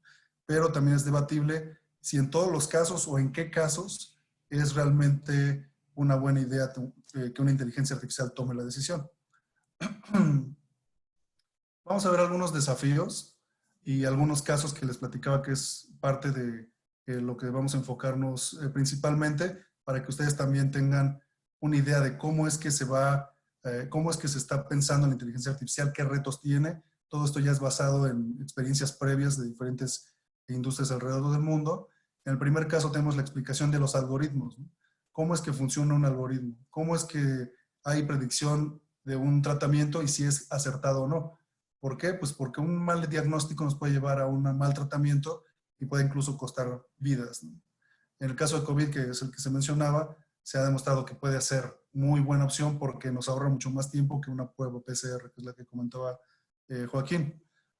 ¿Cuál es el problema? Bueno, un médico pues va a estar siempre desconfiado la mayor parte del tiempo de la inteligencia artificial, de que haga un buen diagnóstico porque el médico tiene muchos más años de experiencia. Entonces, ¿cómo es que algo nuevo que tiene unos cuantos meses tal vez puede hacer un diagnóstico confiable? Bueno, en un inicio la idea obviamente será que se haga un análisis y que se verifique obviamente, porque así se está retroalimentando. Se está aprendiendo la inteligencia artificial y se pueden hacer diagnósticos más rápido. Entonces, muchas de estas van atadas incluso, ¿no? Aquí vemos cómo los médicos no necesariamente confían en los diagnósticos.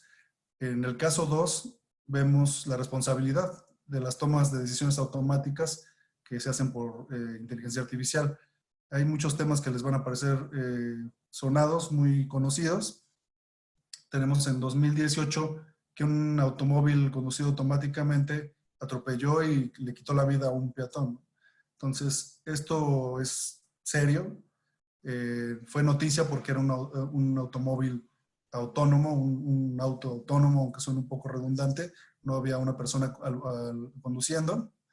Y bueno, ¿cuál es el problema que trae este hecho? ¿Cómo identificamos cuál fue el problema, ¿no? ¿Quién es el responsable? Entonces, es muy debatible si fue el peatón que se cruzó, pero entonces, ¿de qué sirve la inteligencia artificial si no puedo reaccionar? Si reaccionó tardíamente, ¿quién es el responsable en tal caso, no? El propietario del auto, el dueño, quien hizo el monitoreo remoto, quien diseñó los algoritmos de la inteligencia artificial, el proveedor del hardware, de los chips, de los sensores, etcétera, ¿no? Entonces, es un dilema bastante importante que trae este tipo de soluciones. De antemano, pues podemos saber que la parte tecnológica es auditable, ¿no? Entonces, por ahí ya se puede ir desenvolviendo qué fue lo que pasó realmente. Los sensores van a estar mandando información, cada movimiento de la máquina, del volante, cada freno, la toma de decisiones, todo eso puede ser auditable, ¿no? Ahí podremos ver incluso una ventaja respecto a un humano. Sin embargo, el hecho sucedió y eso lo convierte en un dilema. Algunos otros desafíos, vemos aquí un tercer caso, el sesgo de los algoritmos. Aquí vemos que se desarrolló un sistema para reconocer qué tan reincidentes eran los convictos, los exconvictos, conforme eran liberados, qué tan proclive eran a reincidir. Entonces, por software se decidía que las personas de color eran mucho más proclives a delinquir de nuevo que las de personas que no eran afroamericanos en tal caso, ¿no? Entonces, ahí hubo investigaciones y se demostró que eso no tiene que ver con la cuestión racial, sino con las situaciones que vive cada persona, de tal modo que personas diferentes en situaciones similares tenían una reincidencia muy parecida. Entonces, eso llevó también a un debate y ahí se puede evitar el uso, digamos, indebido o el uso erróneo de este tipo de tecnologías. ¿Cómo es que se podría haber llegado a este error? Bueno, pues si ponemos una inteligencia y lo vemos en números, uno pensaría, pues es cierto, ¿no? Pero no está viendo todo el factor, todo el ambiente socioeconómico, todos los problemas, todo el ambiente que está detrás, todo el ecosistema que hay detrás de cada persona, ¿no? Entonces es un sesgo que se lleva a cabo, pero es indebido, digamos, porque no es una justificación real. Había otro caso, no sé si ustedes tal vez recuerden, que también un software de identificación de fotos, ustedes que todo el mundo usa Facebook, ¿no? O muchos usan Google Fotos o cualquier otro servicio. Entonces, alguno de estos servicios identificaba erróneamente también personas de color con algunos animales, lo cual fue muy grave también porque se lleva a cuestiones más de discriminación. Y entonces, bueno, lo que se hizo es evitar que ese tipo de etiquetados, ese tipo de identificaciones se hagan vía software, ¿no? Son muchos imprevistos que se tienen en la tecnología, como en toda la tecnología, incluso automóviles, etc. Otro caso que tenemos aquí, bueno, es los precios de un transporte se modificaban. La inteligencia o el software detectaba que tal usuario tenía un celular de mayor gama y entonces podía pagar más, ¿no? O podía pagar menos, dependiendo del tipo de celular. Y eso obviamente pues, es algo injusto.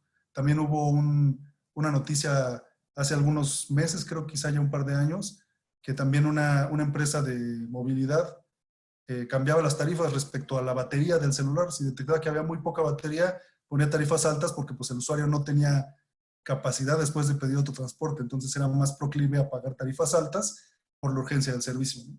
Entonces eso también lleva un dilema ahí ético en cuanto al uso de la tecnología de inteligencia artificial. La confiabilidad. estos también, el primero a ustedes les va a parecer muy familiar. 2 aviones se estrellaron hace no mucho tiempo, en los últimos meses, por un uso o por una detección indebida del entorno, ¿no?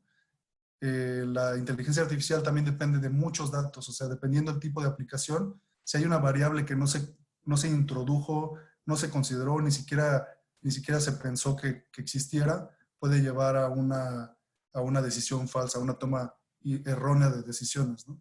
Entonces, este software llevó a una consecuencia catastrófica, muchas personas perdieron la vida y se llevó a la suspensión de esta línea de aviones. Se va a revisar, se mandó primero una actualización, pero lo que se decidió es retirar esta línea mientras se hacen las averiguaciones, etc. Y del lado derecho tenemos un robot también de seguridad, también derribó un niño, un robot de 150 kilos, y le lastimó el pie, le pasó sobre el pie, ¿no? Entonces el robot, pues es un robot, es una máquina, tenía una trayectoria, a lo mejor no tenía los sensores necesarios, a lo mejor no tenía un sensor de estatura o hay infinidad de razones, que es lo que les platicaba. ¿Qué parte de la tecnología o de la programación tuvo la responsabilidad? Eso también es un problema o es un reto que tiene la inteligencia artificial en cuanto a la regulación.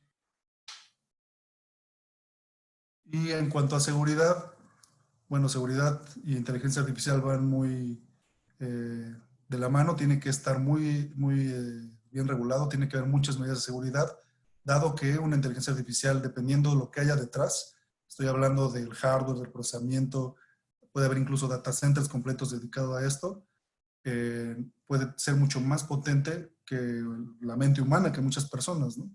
Entonces tiene que haber medidas de seguridad muy específicas y bien reguladas, ¿no? Aquí tenemos un caso que en 2017 una aplicación tenía bastantes agujeros de seguridad y podían ser aprovechados para controlar robots y productos. Entonces, a mí me gusta hacer énfasis de que esto no es necesariamente un problema de la inteligencia artificial, sino es un problema inherente a la tecnología. Toda tecnología nueva puede tener errores de este tipo. Lo importante son los alcances, ¿no? Aquí pueden ver que pueden llegar a usar robots, hacer mal uso de ellos, etcétera. Pero no hace mucho, por ahí relativamente unos 8 años, 7 años, había fallas de seguridad en los sistemas GPS, que una persona podía mandar una señal errónea y podía cambiar los datos de GPS de un navegador. Entonces, los que les tocó antes de que todos usaran mapas en los celulares, había dispositivos GPS, tomaban la señal satelital, pero encontraban vulnerabilidades que le podrían mandar apuntar al GPS, digamos, al automóvil que estaba usando el GPS, y le daban coordenadas erróneas para la ruta o de la ubicación, etc. Entonces, eso es algo inherente a la tecnología. Lo importante es que se detecte, que se regule y que se pueda reaccionar a tiempo, ¿no? Mucho más importante antes que reaccionar debería ser prevenir, que eso es lo importante. Entonces, aquí les decía, se rectificó el sistema. Otro problema de seguridad que se tuvo es en cuanto a, en 2018, algunos investigadores descubrieron que el uso de gafas, de lentes, podría llevar a falsos positivos de identificación. Incluso ustedes, si usan software realmente usan aplicaciones de interacción social como Facebook o como otros, probablemente a algunos de ustedes ya les ha pasado que les identifica de manera errónea. A mí hace unos años me identificaba como un amigo mío. Y ustedes nos ven y no, la verdad es que no nos parecemos, ¿no? Todo el mundo diría, ¿cómo es que se equivocó?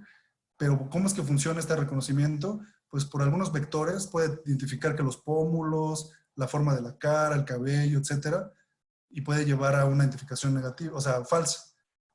A lo mejor para nosotros que somos humanos y podemos distinguir más a nivel sensorial, no hay ningún lugar a dudas, pero para una inteligencia artificial que no tiene las variables necesarias, digamos, puede ser difícil incluso. Esto no es propio incluso de la propia tecnología. Hay cuestiones en las que nosotros, si no estamos acostumbrados a un tipo de personas, podemos confundir incluso o no memorizar su rostro. Nosotros estamos, por ejemplo, en nuestro país familiarizados con nuestro tipo de rostros, nuestras facciones, pero ustedes van a otro país o van a una comunidad de otro país, incluso entre ellos se pueden distinguir perfectamente, pero pueden no diferenciarlo uno de nosotros, ¿no? Porque son muy parecidos. Y uno pensaría, ah, sí, es que todos ellos son iguales. Eso es falso. Realmente nosotros los vemos así porque no estamos acostumbrados y al igual que una inteligencia artificial no estuvo entrenada para detectar las diferencias que para nosotros son sutiles, pero para ellos pueden ser muy pronunciadas. Hay una anécdota también en algún curso que tuvimos, una compañera de otro país nos decía, ¿no? Que, oye, ¿dónde está tu amigo que se parece mucho a ti? ¿A quién es, no? Nadie sabía quién era porque parecíamos pues, totalmente diferentes, pero como era una cuestión de aprendizaje, para esta persona, dos personas éramos iguales, dos hombres más o menos de la misma estatura, pero diferente edad, diferentes características, cabello, etcétera, y éramos totalmente diferentes. Entonces, para que ustedes sepan que esto es algo de lo inherente a la inteligencia, y no solo la inteligencia artificial, ¿no? El aprendizaje y la toma de decisiones en el momento de aplicarla. ¿Qué otros desafíos hay? Bueno, la recolección de datos personales, eso día a día nosotros estamos compartiendo datos personales. Algunas personas lo hacemos de forma consciente, algunas otras personas no lo hacen de forma consciente, pero todos de alguna manera compartimos datos personales. Nosotros si pedimos un envío, ahora que todos lo necesitamos, si pedimos un envío a casa, ya estamos compartiendo datos personales. Y hay regulaciones, ¿no? La declaración de uso de datos personales, que ya toda empresa en México tiene que tenerla, pero no solo eso, ¿no? Nosotros si usamos aplicaciones, podemos de repente saber, aquí hay un ejemplo de que si estamos buscándolo en internet, de repente nos aparecen anuncios. Bueno, más allá de eso, seguro a alguno que otro de ustedes les ha pasado que están hablando, por ejemplo, se me antojó una pizza o algo así, y de repente abren su blog o abren una aplicación de esas que traen publicidad o su red social y les aparece la oferta de pizza. Entonces la gente se asusta, ¿no? ¿Cómo es que supo? Me están espiando. Sí, lo que no han visto es que hay permisos en las aplicaciones. Ustedes pueden ir a su celular, van ahí a la configuración y si le escriben ahí, ya está un buscador. Como hay tantas opciones, si le ponen ahí permisos, ustedes pueden ver qué aplicaciones tienen acceso a su micrófono, a su cámara, a su GPS, a sus archivos, etc. Y como cuando alguien instala, la mayoría de la gente instala una aplicación, simplemente le va a dar siguiente, siguiente, cuando era en la computadora.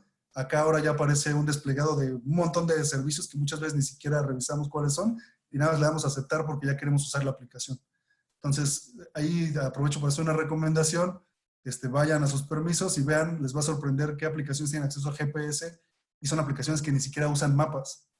O qué aplicaciones tienen acceso al micrófono y son aplicaciones que ni son de llamadas, ni son de escuchar alguna canción, etc. ¿no? Entonces, ahora ya también se incluyen permisos para que sea solo durante el uso de la aplicación, que ya es más acotado aún, pero realmente la mayoría tiene uso indiscriminado de permisos para todo el mundo. Entonces, esta recolección de datos, incluso sin inteligencia artificial, ya se hace. Hay que también cambiar, o sea, aquí, como por ejemplo ahora que hay clases en la televisión, el paradigma tiene que cambiar, la gente tiene que cambiar y lo mismo en el celular, ¿no? Lo mismo en los permisos, de igual manera en la inteligencia artificial. ¿Cómo es que se hace el uso de datos? ¿Cómo es que se puede regular? ¿Cómo es que se puede evitar, permitir, etcétera?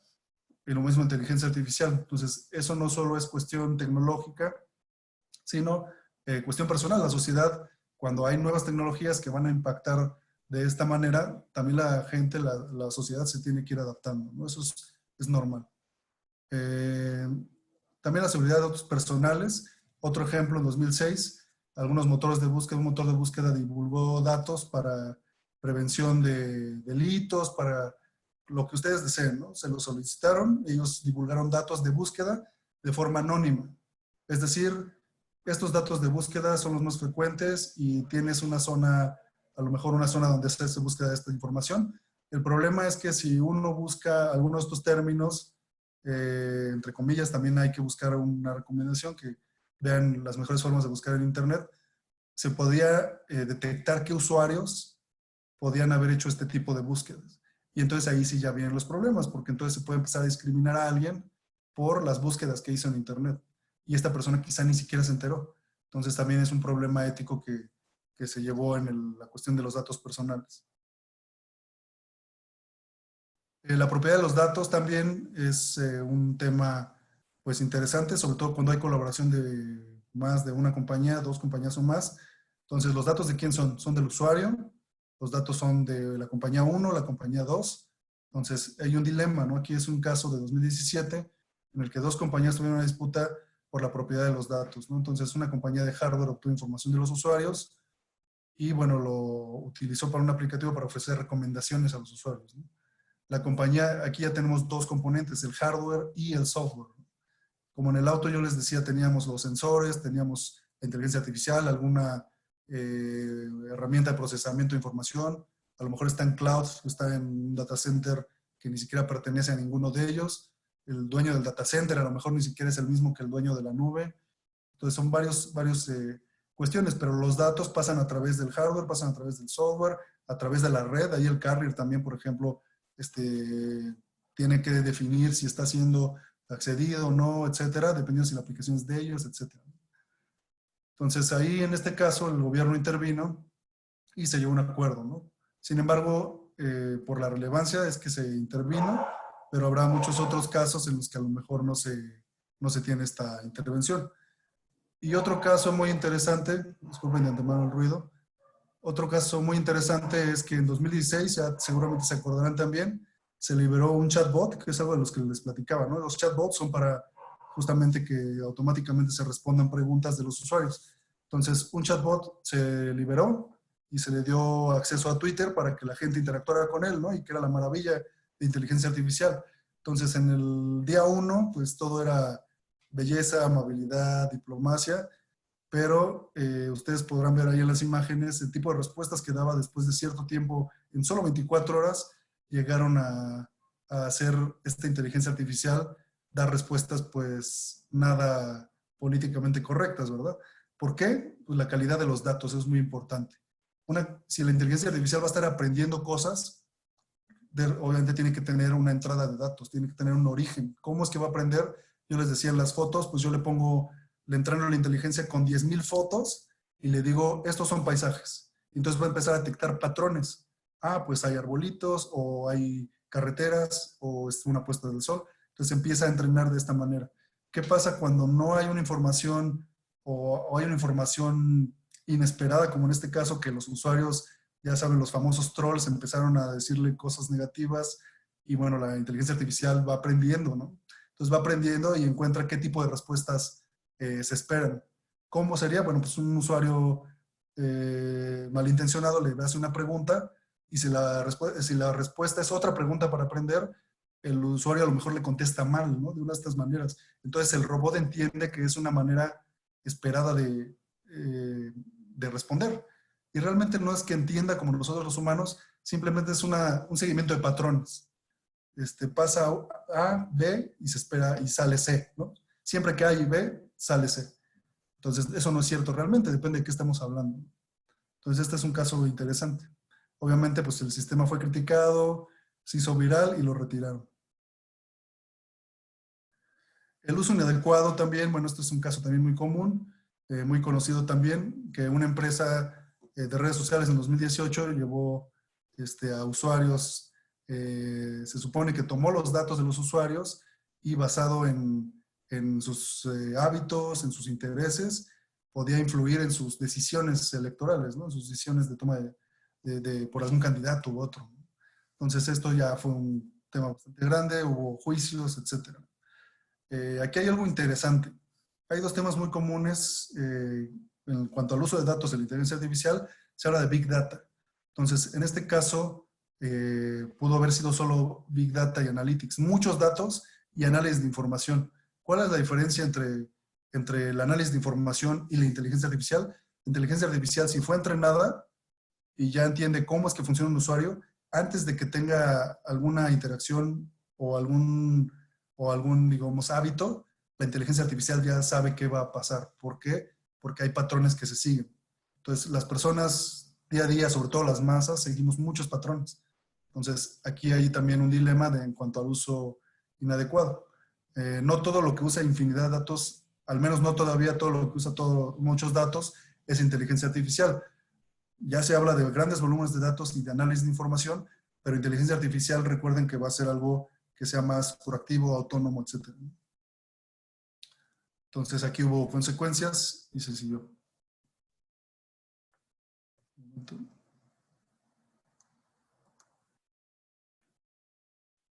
Vamos a acelerar un poquito la presentación. Otra información que se puede tener, el uso de una imagen.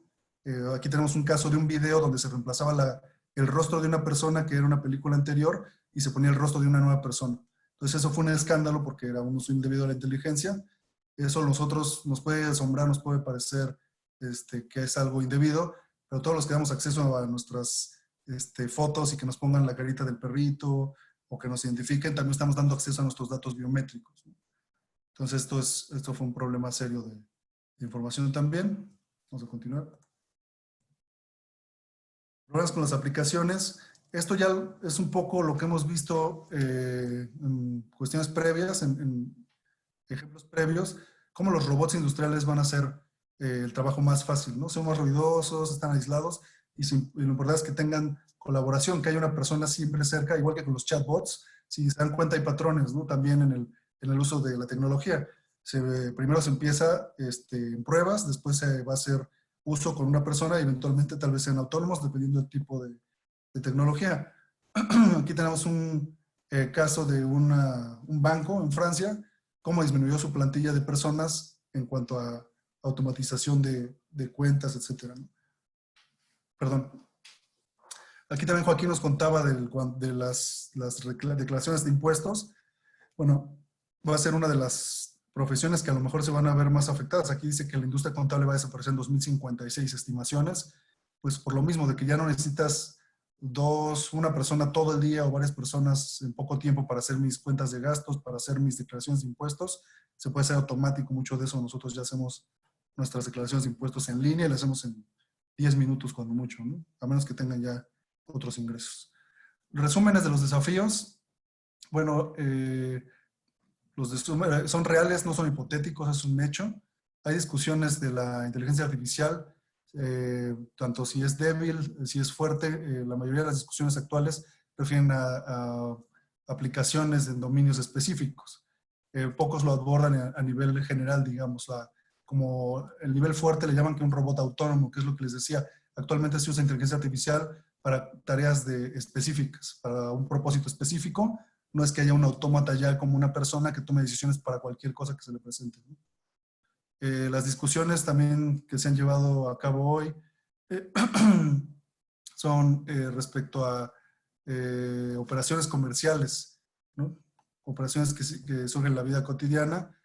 Y bueno, también algo importante es que el público no puede confiar, como lo hemos visto antes también, si no hay ciertas preocupaciones que estén abordando y se estén tratando conforme a la inteligencia artificial.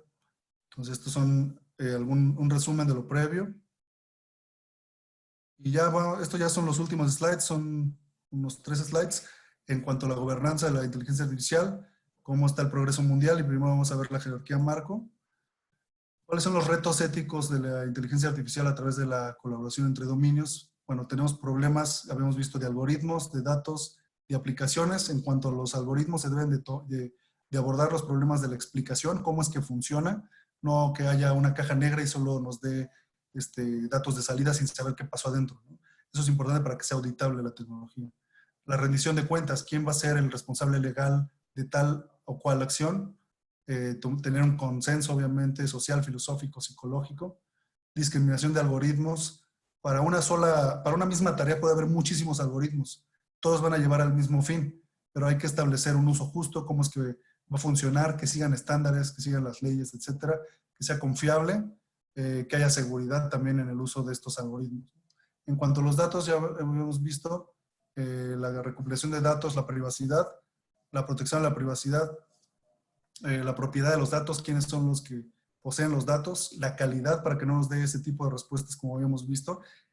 Imagínense también un auto autónomo, si en un vehículo autónomo, si tiene datos de entrada erróneos puede llevar accidentes también, ¿no? El uso de datos, ¿no? Ya hay algunas regulaciones en cuanto a uso de datos, pero enfocarlo también al uso de datos por inteligencia artificial. Aplicaciones, tenemos que puede haber abuso tecnológico, información falsa, noticias falsas, división entre el trabajo del ser humano y la máquina, y el desempleo tecnológico son problemas que son importantes para la eficientización, el uso de esta tecnología de la inteligencia artificial. En todos estos casos, si se notan, se busca que haya leyes que regulen este tipo de problemas. Entonces es lo que se está desarrollando actualmente.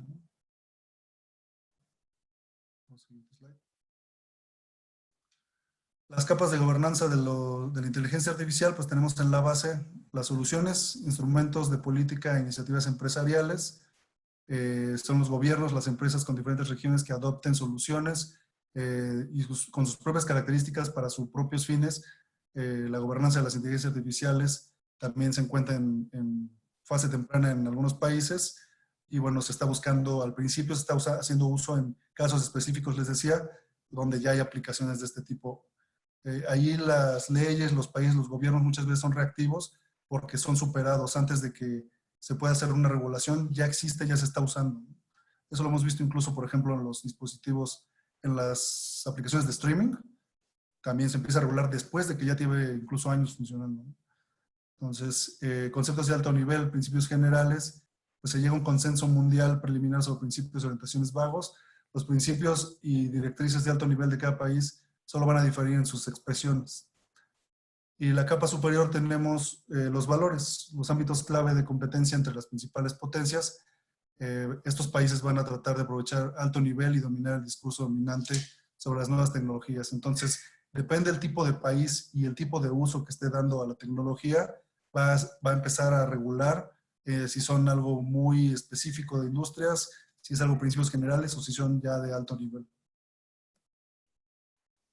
El consenso mundial sobre la gobernanza de las inteligencias artificiales, bueno, tiene que haber algunos principios que cumpla. Primero, la inteligencia artificial tiene que ser legal, tiene que cumplir con todas las regulaciones existentes, independientemente de que sean regulaciones propias para la inteligencia artificial, no puede infringir leyes existentes, acuerdos, tratados, derechos humanos, etcétera, ¿no? Entonces, ¿qué es lo que debe traer intrínseco? El respeto a los derechos humanos, protección a la privacidad y la seguridad y controlabilidad de la inteligencia artificial. Ahí también pueden acordarse muchas películas que abordan estos temas incluso. Solo que sepan que esto ya es algo que se está tratando hoy en día en diferentes gobiernos. La inteligencia artificial tiene que ser responsable. Tiene que haber rendición de cuentas. ¿Qué es lo que sucedió? ¿Por qué sucedió? Tiene que ser auditable, ¿no? Tiene que ser transparente. Se puede poder explicar qué es lo que está sucediendo dentro, en qué momento, o qué es lo que va a pasar incluso, ¿no? El uso prudente, que lo hemos visto también durante la presentación, y tiene que ser imparcial, no puede discriminar por una condición, por una ubicación, etc. Y además tiene que ser la inteligencia artificial tiene que ser sostenible, incluyendo sostenibilidad social y ambiental. Se está buscando que la inteligencia artificial esté más impulsada por instrumentos voluntarios, como iniciativas, directrices. Tiene que haber bienestar social con el uso de inteligencia artificial. Este me parece que es el último slide. No, hay uno después de este. Instrumentos de política para la gobernanza.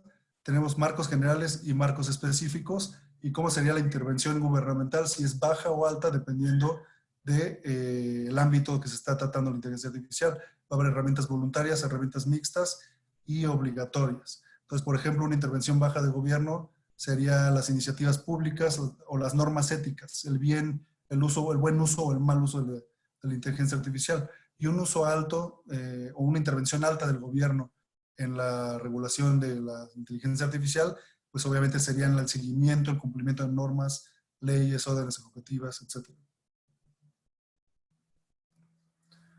Gobernanza del marco principal. Aquí vamos a ver alguna recomendación. Principios para desarrollar los propios principios de la inteligencia artificial. Esto es se abordó inicialmente como una compañía, pero esto funciona para organizaciones.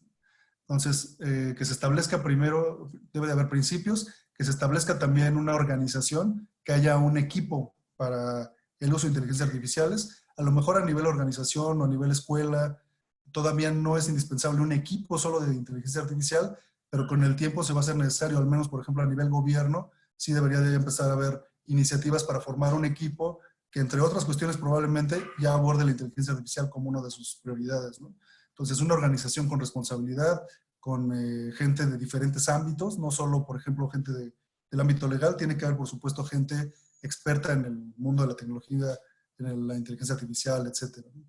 Y bueno, una vez que se tiene este tipo de organizaciones y los principios, implementar las medidas específicas a nivel personal, a nivel procesos, a nivel tecnología, a nivel pruebas. Ejemplo, a nivel personal, pues elaborar instrucciones de trabajo para hacer uso, por ejemplo, de una máquina o de un software que usa inteligencia artificial, ¿no? En procesos, los procesos siempre van a ser importantes, tiene que haber seguimiento de los procesos, tanto de los elementos de inteligencia artificial como de las personas, cuándo usarla, cómo usarla, etc. La tecnología, crear los avances, etcétera.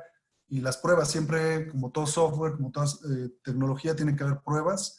No es que se lance directo al mercado en un mundo productivo, sino que tiene que haber pruebas para verificar los diferentes ambientes o las diferentes condiciones de uso de la inteligencia. Y como último información tenemos aquí el plan de acción recomendado, lo voy a resumir bastante. Va a ser primero establecer una organización, que es lo que vemos. Aquí es diferentes puntos, comité de revisión, las operaciones diarias, un equipo de expertos, un comité consultivo externo, desarrollar las soluciones de gobernanza con diseños de alto nivel, planes de trabajo, incluyendo ahí, por ejemplo, investigación y desarrollo. Implementar soluciones de gobierno, cursos de capacitación sobre inteligencia artificial, herramientas de ética en inteligencia artificial e investigación de la transparencia también sobre la inteligencia artificial. Y en la parte inferior tenemos cómo desarrollar los materiales de comunicación. Bueno, tiene que incluir los principios éticos, la posición ética sobre la inteligencia artificial, estudios de caso, recomendaciones de política y gobernanza, y comunicación con los gobiernos, debe haber comunicación con los gobiernos y comunicación en los diferentes sectores que hagan uso de este tipo de tecnologías. Entonces, creo que estamos justo en tiempo. No sé si tienen preguntas. Muchísimas gracias, don Horacio, por su conferencia del día de hoy. Previo a finalizar, hay una serie de preguntas y vamos a tomar algunas en honor al tiempo. La primera, nos hacen preguntas respectivo al caso del avión. ¿A quién se le determinó responsabilidad? ¿Al programador? ¿Al operador? ¿O a todos en su conjunto? ¿Cuál fue la experiencia de ese caso? Sí, en el caso de los aviones, incluso antes del uso de este tipo de tecnologías, muchas veces ya son autónomos en varias de sus características, en varias de sus tareas antes del despegue, ¿no? ¿Cuál es el punto? Si se le dejó el control completo a la inteligencia artificial, que básicamente va a ser el software que va a estar controlando el avión, y no tenía las variables como por ejemplo el viento o no sé, alguna inclinación, cosas de estilo, pudo llegar a una decisión incorrecta. En este caso, la compañía que vende estos aviones fue la que tomó la responsabilidad, perdió varias órdenes de futuros aviones. Piensen que esto era un avión que ya usaba inteligencia artificial, y era la novedad, ¿no? Era su producto estrella, pero llevó a estos desenlaces catastróficos, y no una, sino dos veces. Porque una vez a lo mejor podría pensarse que es error justo del operador. A lo mejor tomó control, a lo mejor le dio el control tardíamente, o le dio datos de entrada erróneos, etcétera, y pudo ser ese desenlace fatal. Entonces, la que tomó la responsabilidad es la compañía, y internamente ahí es justamente donde se requieren las regulaciones, porque la compañía que vende el avión es la que al consumidor, la que a la aerolínea le va a responder. Y dentro de los elementos de esta tecnología debe de haber pues algo de análisis forense, y deben deslindar responsabilidades, porque al final va a haber una responsabilidad compartida en cuanto a indemnizaciones y en cuanto a las pérdidas que han tenido, ¿no? Entonces, para el público en general, para las aerolíneas, fue la compañía de aeronáutica, la compañía que fabrica los aviones. Y relacionado con ello, nos preguntan qué sugiere para la curación de inputs sin sesgos éticos para los algoritmos. Eso es una pregunta interesante porque, como hemos notado en los casos que mostramos, no hay muchas veces una totalidad de datos. Tanto en el avión como en los softwares de reconocimiento, lo que se puede tener es información incompleta al momento de entrenar a la tecnología, a la inteligencia artificial. ¿Qué es lo que yo recomiendo? Pues cuantos más datos, mejor, ¿no? Siempre que se tenga muchos más datos más variados, va a ser lo mejor, porque va a estar, de alguna manera, va a estar preparado para algo inesperado, ¿no? Entonces, habrá patrones que se detecten, por ejemplo, en vectores, en las facciones biométricas, etcétera, que se puedan inferir o los pueda detectar, pero no sabemos si va a ser correcto o no. ¿Cuál es la mejor manera? Pues como nosotros. Yo cómo voy a conocer personas, a reconocer personas de Australia o de África o de Europa o de Sudamérica. Pues conociendo a esas personas es viéndolas, conviviendo con esas personas tal vez, pero incluso viendo a través de internet, ¿no? Si yo voy a ir a algún lugar como persona, no estoy hablando de inteligencia artificial, antes de ir yo reviso pues el clima, la moneda, más o menos cómo está el tráfico en la ciudad, etcétera, ¿no?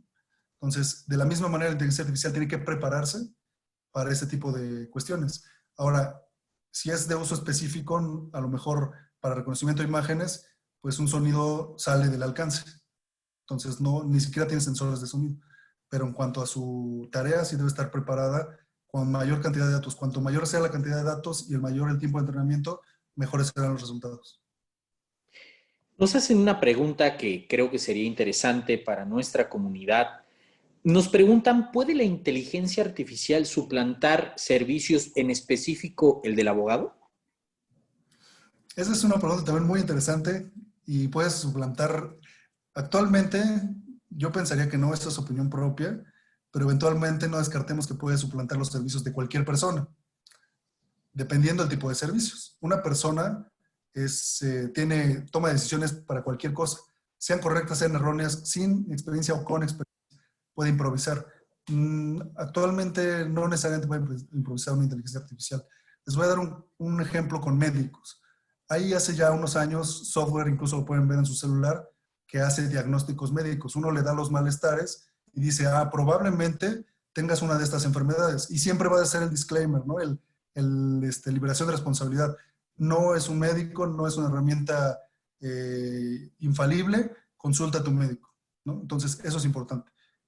Para un abogado podemos tener una serie de patrones. Ustedes mismos sabrán que siempre que se tienen ciertos factores, nos va a llevar a un desenlace. ¿Por qué? Porque se está infringiendo tal ley o se puede aplicar tal acuerdo o se puede, si tiene acceso, por ejemplo, a casos previos, nos puede ayudar incluso a facilitarnos la vida. Entonces, yo les recomiendo siempre ver más allá de la tecnología, no como un reemplazo de las personas, sino como una herramienta para las personas.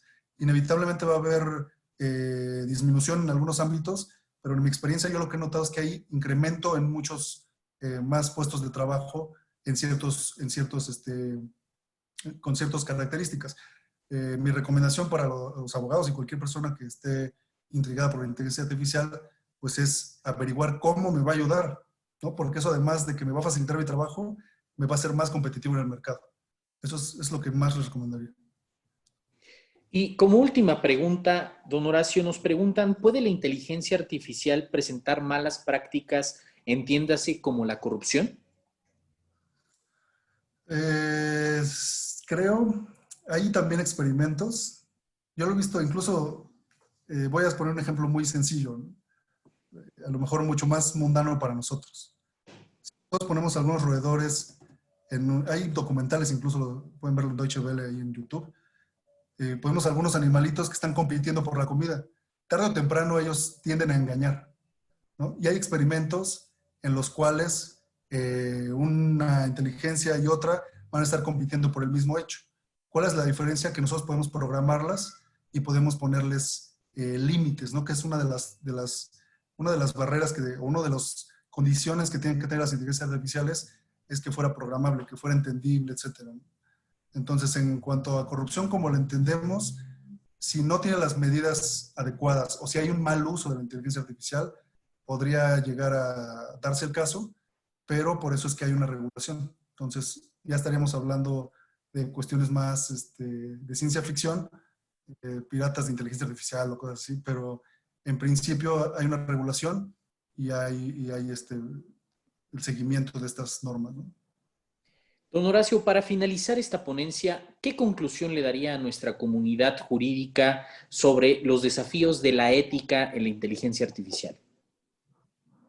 Claro, justamente los desafíos es cumplir con las recomendaciones que hemos mostrado, que sea utilizable, que sea accesible, que sea transparente los algoritmos, que no haya discriminación en cuanto al uso o en cuanto a la aplicación de estas tecnologías.